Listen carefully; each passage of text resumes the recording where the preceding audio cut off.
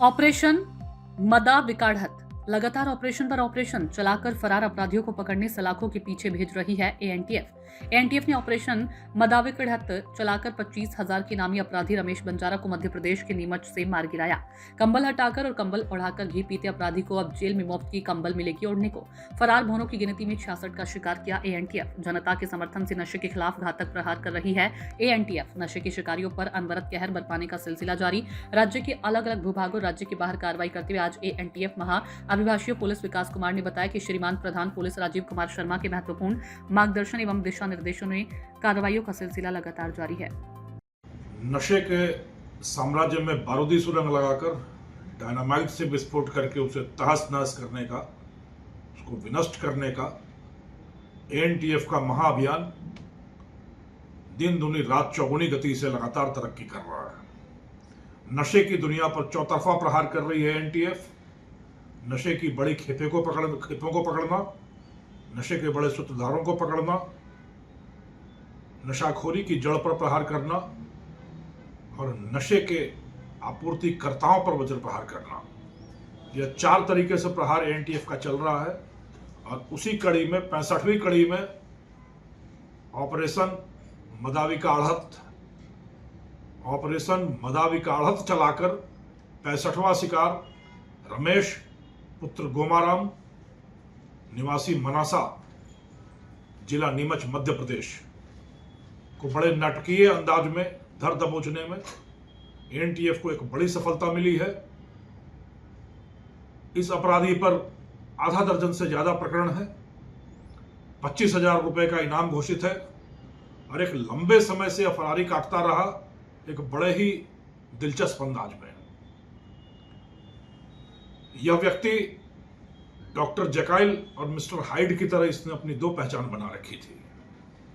आम दुनिया के लिए, अनजान लोगों के लिए यह बहादुर बनता, अपना नाम बहादुर रखता और वही आधार कार्ड दिखाता, और नशे की दुनिया के लिए इसका नाम रमेश और रमेश के नाम से कुख्यात था।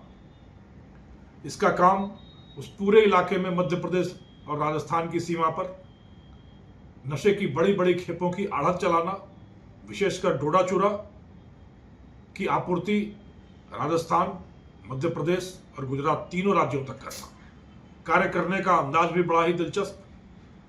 दिन भर कंबल बेचता और रात में कंबल ओढ़कर घी पीता, यानी दिन भर मोटरसाइकिल पर कंबल बेचता घूमता, ग्राहकों की तलाश करता घूमता, एजेंट बनाता रहता और फिर रात में वही एजेंट इसके ठिकाने पर आते और डोडा चूरा की बड़ी बड़ी खेपें लेकर अपने अपने मुकाम के लिए रवाना हो जाते हैं। वहां बहादुर क्या करने जाएगा। और यह जो पीछे से आप कंधे पर हाथ रख के बैठी हो, जेठ के साथ अपने पीहर कैसे जाओगी। फिर सख्ती से पूछताछ की गई तो इसने अपना भेद खोला कि यह रमेश ही है। और इस तरह से डोडा चूरा के आपूर्ति का एक बड़ा सूत्रधार, एक बड़ा आढ़तिया रमेश एएनटीएफ के शिकंजे में आया। इस ऑपरेशन का नाम मदाविकाढ़त रखा गया। यह छद्म नाम या कूट नाम इसलिए रखा गया था ताकि हाथों हाथ यह भेद न खुल पाए कि किस व्यक्ति का पीछा कर रही है एएनटीएफ। मद का मतलब नशा, आविक का मतलब कंबल और आढ़त का मतलब थोक का काम। यह व्यक्ति कंबल के व्यापार की आड़ में नशे की आढ़त का काम करता था और यह कंबल इसने न सिर्फ बाजार में कंबल बेचे बल्कि अपनी पहचान पर भी एक कंबल डाल लिया और छद्म नाम रखकर बड़े लंबे समय तक पुलिस के चंगुल से बचता रहा। रमेश की गिरफ्तारी के साथ ही यह उम्मीद की जाती है कि डोडा चूरा की मध्य प्रदेश और राजस्थान की सीमा से राजस्थान, गुजरात और मध्य प्रदेश में होने वाली एक बड़ी आपूर्ति के सूत्रधार का पटाक्षेप हुआ है और नशा नियंत्रण, नशा मुक्ति की दिशा में एक और प्रबल कदम आगे बढ़ाया गया है। मैं एक बार फिर युवा वर्ग से, पूरे राजस्थान की जनता से अपील करता हूं।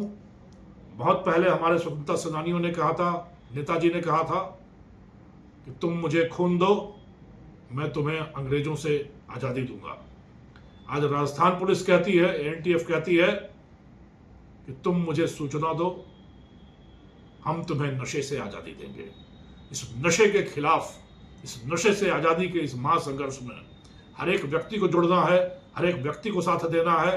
सूचना, सहयोग, समर्थन, किसी भी तरीके से हर एक व्यक्ति जब हमारे साथ खड़ा होगा, हम अहर्निश कार्य करेंगे, दिन दुनी रात चौगुनी का मेहनत करेंगे और इस नशे के साम्राज्य को तहस नहस और पूरी तरीके से विनष्ट करने की दिशा में लगातार आगे बढ़ते रहेंगे। ईश्वर हमारी सहायता करे। जय हिंद, जय राजस्थान। सूचना इंडिया के सभी दर्शकों को बधाई। अब आप सूचना इंडिया देख सकते हैं जियो टीवी चैनल नंबर 4053 पर भी। साथ ही सूचना इंडिया के सभी सोशल प्लेटफॉर्म इंस्टाग्राम, फेसबुक और ट्विटर से जुड़े और